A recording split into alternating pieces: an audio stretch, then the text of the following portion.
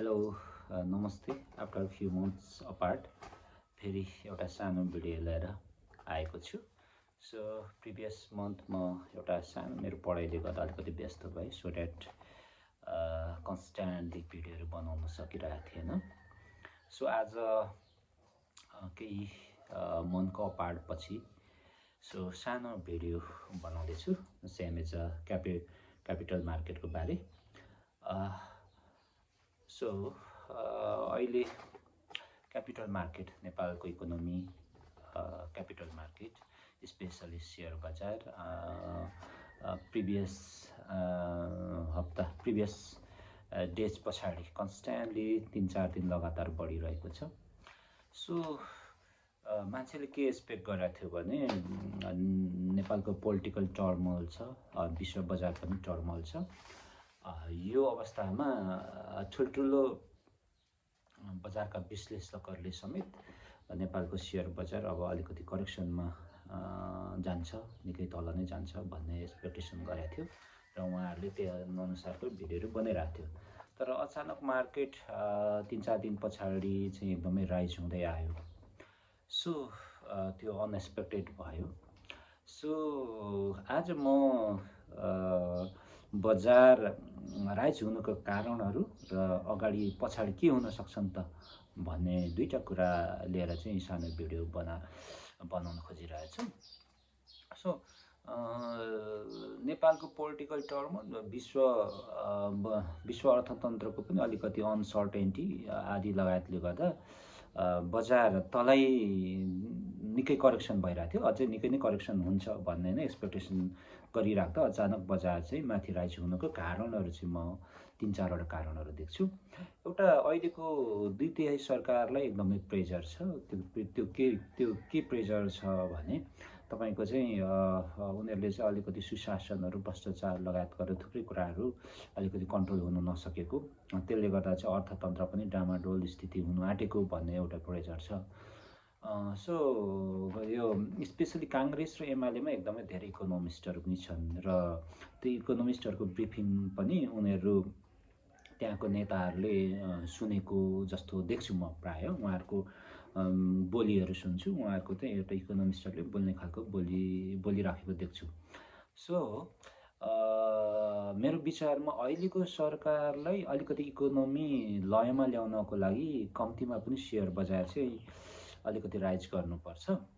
त्यसले चाहिँ एउटा पोजिटिभ सन्देश जान्छ है। अनि दोस्रो कुरा चाहिँ सेयर बजार कम्तीमा पनि 5-10 अर्ब प्लसको डेली ट्रान्जेक्सन भयो भने त्यहाँबाट पनि ठुलो तपाईँको रेभेन्यू उठ्छ। त्यसले गर्दाखेरि हिजोस्तिको सुरुको तपाईँको चाहिँ सबैभन्दा सुरुको बजारको बढाइ चाहिँ प्राय तपाईँको चाहिँ माइक्रो फाइनेन्सबाट बढेको देख्छु। त्यसले गर्दा अब यही त भन्न सकिँदैन अल अबाउट के अरे अन्दाज गर्ने हो होइन। तर पनि एउटा त्यसको रिजल्टहरूले, त्यसको चाहिँ जति पनि कारोबार भएको आधारमा हामीले चाहिँ एक खालको एनालाइज गर्ने हो। सो त्यसले के देख्छु भने जति पनि इन्स्टिट्युसन छन् र तपाईँको चाहिँ के अरे अर्को इन्भेस्टमेन्ट कम्पनी लगायतहरू ठुल्ठुलो खेलाडीहरूलाई चाहिँ सरकारबाट पनि एक खालको अनुरोध अथवा निर्देशन अनुरोध हुनसक्छ कि अलिकति सेयर बजारलाई उठाइदिनु पर्यो भन्ने पनि हुनसक्छ, जसले गर्दा सुरुको पहिलो दिनमा चाहिँ के अरे इन्स्टिट्युसनहरू अथवा ठुल्ठुलो खेलाडीहरूले चाहिँ तपाईँको चाहिँ माइक्रो फाइनेन्स मार्फत चाहिँ बजारलाई उठाएको जस्तो हो कि जस्तो लाग्छ मलाई होइन। एउटा त्यो भयो होइन। अन्त सरकारै अलिकति सेयर बजारलाई माथि उठाएर अलिकति नेपालको इकोनोमीलाई चलायन बनाउने भन्ने चाहिँ उसको नीति हो कि जस्तो लाग्छ मलाई, एउटा एक। दोस्रो चाहिँ अर्को इन्ट्रेस्ट रेट, नेपालको इन्ट्रेस्ट रेट एकदम लो नै छ होइन। तपाईँ इन्ट्रेस्ट रेट भन्दा तपाईँहरूले चाहिँ लोन र तपाईँको चाहिँ बचत दुइटैको हुन्छ, दुइटैको रेसियोबाट चाहिँ इन्ट्रेस्ट रेटको चाहिँ निर्धारण हुन्छ। सो इन्ट्रेस्ट रेट लो छ।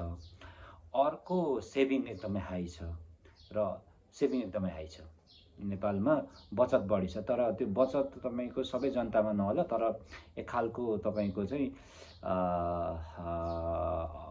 के अरे अनइक्वल डिस्ट्रिब्युसन भए पनि त्यो सेभिङ चाहिँ नेपालमा हाई छ र लगानी भएको छैन। सो यो तीनवटा कारणले पनि एउटा बजारलाई अब कहाँ लगानी गर्ने होइन, तपाईँको चाहिँ प्रोडक्सन सेक्टरतिर, म्यानुफ्याक्चर सेक्टरतिर, सर्भिस सेक्टरतिर गर्ने भने अब अलिकति जोखिम छ होइन, पोलिटिकल टर्मल छ होइन, मार्केट पनि क्रिएट छैन। अब विश्व बजारसँग तपाईँको चाहिँ कम्पिटिटिभ गर्नुपर्ने छ। अनि नेपालको पनि तपाईँको नट ओन्ली गभर्मेन्टलाई मात्र दुःख नदिउँ, तपाईँको स्थानीय लेभलदेखि तपाईँको चाहिँ गाउँपालिकादेखि तपाईँको चाहिँ त्यहीभित्र पनि एकदमै समस्या छ। नेपालको जनप्रतिनिधिहरू नै नेपालको इकोनोमी चाहिँ कसरी फ्लोरिस गर्न सकिन्छ भन्ने खालको चाहिँ उहाँहरूमा चाहिँ अलिकति ल्याक अफ नलेज देख्छु, जसले गर्दाखेरि स्थानीय स्तरको उद्योगहरू, धन्दाहरू होइन, तपाईँको व्यवसायहरूलाई अलिकति दुःख दिएको देख्छु, जसले गर्दा मान्छेहरूले चाहिँ लगानी गरिहाल्ने मुडमा देखिँदैन। अब यो तीनवटा कारण, एउटा इन्ट्रेस्ट लो, सेभिङ हाई र लगानी नभएको कारणले पनि फेरि पनि बजार उहाँहरूले सेयर बजारमा पैसा लगाएको हुनाले पनि तपाईँको चाहिँ बाइङ प्रेजर बढा हो कि जस्तो पनि लाग्छ। र अर्को कुरा अब झनै अब यो चैत मसान्तदेखि चाहिँ थर्ड क्वार्टर रिपोर्ट आउँछ र थर्ड क्वार्टर रिपोर्ट पछि लगभग असार 3 महिना 4 महिना पछाडि चाहिँ डिभिडेन्डको घोषणा हुन थाल्छ र ठुल्ठुलो लगानीकर्ताहरूले अब ब्याङ्कमा एफडी राख्नु अथवा कहीँ लगानी गर्नुभन्दा अबको यो 3-4 महिनामा राम्रो कम्पनीहरूमा त तपाईँको चाहिँ राम्रो डिभिडेन्ड पाउँछ। त्यो हिसाबले तपाईँको एफडी राख्नुभन्दा चाहिँ अब लगानी गरेर डिभिडेन्ड खाँदा नै उहाँहरूको चाहिँ रिटर्न चाहिँ अलिकति राम्रो आउँछ कि भन्ने विचारले पनि अबको अलिकति सेयर बजारमा बढी मान्छेहरूले लगानी गरेको पनि हुनसक्छ। सो यो 3-4वटा कारण, एउटा गभर्मेन्टको पोलिसी, गभर्मेन्टलाई एक खालको प्रेजर छ कि नेपालको इकोनोमी एकदमै के अरे चलायमान बनाउनु पर्ने प्रेजर छ एउटा। अर्को कुरा चाहिँ इन्ट्रेस्ट लो, सेभिङ हाई होइन, लगानी गर्ने वातावरण छैन, जसले चाहिँ सेयर बजारमा पैसा खनेको हुनसक्छ। अर्को चाहिँ अब राम्रो कम्पनीहरूको चाहिँ डिभिडेन्ड अब 3-4 महिना पछाडि डिभिडेन्ड दिन सक्छ, सो 12 महिना कुरिराख्नु परेन। त्यो कारणले पनि ठुल्ठुलो बचतकर्ताहरूले राम्रो कम्पनीहरूमा सेयर किनेको पनि हुनसक्छ। यो 3-4वटा कारणले गर्दा नेपालको सेयर बजारमा अलिकति फ्लोरिस भएको हो कि जस्तो चाहिँ लाग्छ मलाई है। सो अब यी चाहिँ बजार चाहिँ किन अलिअलि बढिरहेछ, यो कारणहरू भए। र अर्को कारण अब बजार चाहिँ के हुनसक्छ त अगाडि, यो कुरामा सबैको के अरे चासो हुनसक्छ। सो त्यो तपाईँको आफ्नो एनालाइज हुनसक्छ, तर मेरो चाहिँ एनालाइज के हो भने बजार अब पहिलो कुरा सरकारले यो सेयर बजारलाई कहाँसम्म राख्ने, हुन त यो टोटली सप्लाई, डिमान्ड एन्ड सप्लाईबाट नै क्रिएट हुन्छ भन्ने चाहिँ हो। तर पनि तपाईँको सरकारको मनोविज्ञान, सरकारको पोलिसी, सरकारको पनि एउटा निश्चित के अरे योजना अन्तर्गत नै यसलाई असर पार्न सक्छ एउटा होइन। त्यसले गर्दा सरकारले सेयर बजारलाई कहाँ राख्न चाहन्छ त्यसले पनि एकदमै इम्पोर्टेन्ट देख्छु एउटा। पोसिबली मेरो विचारमा सरकारलाई यो 3500देखि 4000 बिचकोमा चाहिँ सेयर बजार राख्ने र कम्तीमा चाहिँ 10 अर्बदेखि 20 अर्बको चाहिँ ट्रान्जेक्सन चाहिँ भयो भने अलिकति इकोनोमीमा चलायमान हुने, र अर्को चाहिँ तपाईँको चाहिँ राजस्व पनि राम्रो उठ्ने भन्ने पनि एउटा नीति हुनसक्छ सरकारको होइन। त्यो भयो भने पनि अलिकति माथि लेभलमा जान सक्छ कि होइन, त्यो हुनसक्छ। अनि अर्को कुरा अब नेपालको पोलिटिकल स्थितिहरू कस्तो हुनसक्छ त्यसले पनि एउटा निर्धारण गर्दै जान्छ। लगानीको वातावरणहरू के हुनसक्छ होइन, त्यसले पनि निर्धारण गर्दै जान सक्छ। र अर्को चाहिँ तपाईँको चाहिँ विश्व राजनीतिक अवस्था, आर्थिक अवस्था के हुनसक्छ त्यसले पनि निर्धारण गर्दै जान सक्छ। सो यही बिचमा अलिकति टेक्निकल कुराहरू गरौँ कि अहिले मार्केट लगभग 2600-2700 को वरिपरि छ। सो पोसिबली मानिलिउँ, पोसिबली मान्छेहरू अब यो 3-4 दिन लगातार बढेको हुनाले तत्काल करेक्सन हुँदैन कि कम्तीमा पनि 3000 चाहिँ पुग्छ होइन, 3000 पुग्छ कि भन्ने चाहिँ अनुमान गरिराख्या होला कि जस्तो लाग्छ। मास कस्तो हुन्छ भने एउटा मास साइकोलोजीबाट नै चल्ने हो नि त। सो एउटा त्यो हुनसक्छ। अब त्यो हुँदा चाहिँ के हुनसक्छ भने यो 3000 को सबैले एक्सपेक्टेसन गरिराखेको हुन्छ। अलिकति राम्रो खेलाडीहरूले चाहिँ तपाईँको चाहिँ 2900 नै लगभग बेचेर प्रफिट बुकिङ गर्नुसक्छ।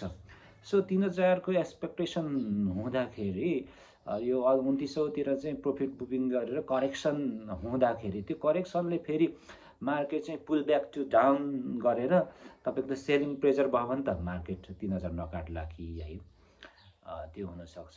अब त्यो 3000बाट फेरि अलिकति तपाईँको चाहिँ मार्केट चाहिँ के अरे प्रफिट बुकिङ गरेर करेक्सन भएपछि 3000लाई फेरि काटेर गएपछि एउटा साइकोलोजी के हुनसक्छ भने अब मार्केट चाहिँ 3500 चाहिँ हुनसक्छ भन्ने एउटा साइकोलोजी हुनसक्छ।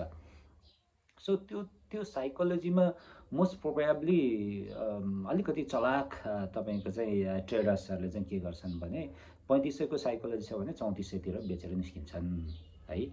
सो त्यसो हुँदा तपाईँको चाहिँ लगभग 3400 को त्यो प्रफिट बुकिङ अथवा करेक्सन 3400 को प्रफिट बुकिङ करेक्सनले मार्केटलाई पुल ब्याक गर्यो भने फेरि नै डाउनै झर्ने हो है। अथवा अब त्यस पछाडि पनि 3500 ब्रेक गरेर फेरि अगाडि गयो भने त अब राम्रै हो। तर मैले पनि यसो अहिले के अरे मार्केटको के अरे कम्पनीहरूको अवस्थाहरू हेर्दा उहाँहरूको डिभिडेन्डको क्यापेसिटीहरू हेर्दा हरेक कुरा तपाईँको के अरे ब्रोकर्सहरूको चाहिँ तपाईँको चाहिँ पेमेन्ट सिस्टमहरू एभ्रिथिङ हेर्दा नेपाली मार्केट त्यही 3000 टु 4000 भित्रै नै सबैभन्दा के अरे उचित हो कि जस्तो लाग्छ है। सो आजको भिडियोको आशय चाहिँ के थियो भने के हो भने यो बजार बढ्नुको कारणहरू के हुन सक्छन् हैन र अबको फ्युचरमा के हुन सक्छ, यही 3-4 कुराहरू हुन्। त्यसमा मैले तपाईहरुले अलिकति नसोचेको 2-3 कुराहरू हुन सक्छ। एउटा गभर्नमेन्टको पोलिसी के हो यो कुराहरू तपाईहरुले अलिकति नसोचेको हुन सक्छ र अर्को चाहिँ डिभिडेन्ड पनि अब 3-4 महिना पछाडि 3-4 महिना पछाडि त डिभिडेन्डको घोषणा हुन सक्छ। अनि यो कारणहरूले अलिकति बजारलाई पोजिटिभ सङ्केत दिएको हो कि भन्ने एउटा कुरा चाहिँ इम्पोर्टेन्ट जस्तो लाग्छ। र अर्को चाहिँ तपाईको चाहिँ टेक्निकल जस्तै मार्केटमा के अरे मास साइकोलोजी कसरी हाबिन्छ, त्यसले करेक्सन त्योबाट चाहिँ प्रफिट बुकिङबाट करेक्सन हुँदा त्यसले बजारले कहाँ लान सक्छ, यो 2-3 कुरा चाहिँ मैले सेयर गर्न चाहेँ। यो चाहिँ के हो भने म पनि एउटा सिकारु नै हो हैन, तर यो 4-5 वर्षको एक्सपिरियन्सलाई तपाईहरुसँग सेयर गर्न चाहे। यो तर मलाई एज अ गुरु भन्दा पनि हामी सबै सिकारु हो। तर सिकारु बीच चाहिँ तपाईको चाहिँ इन्ट्रोडक्सनबाट एउटा ठोस रिजल्ट आएर त्यो ठोस रिजल्टले चाहिँ हामी सबैलाई सही बाटोमा लान्छ कि भन्ने हेतुले यो भिडियो बनाएको हो। सो वी क्यान डिस्कस, हामी के अरे एकअर्कामा चाहिँ डिस्कस गरेर एक खालको निर्णय गरेर अगाडि जान सकिन्छ है। So thank you very much, see you again, thank you.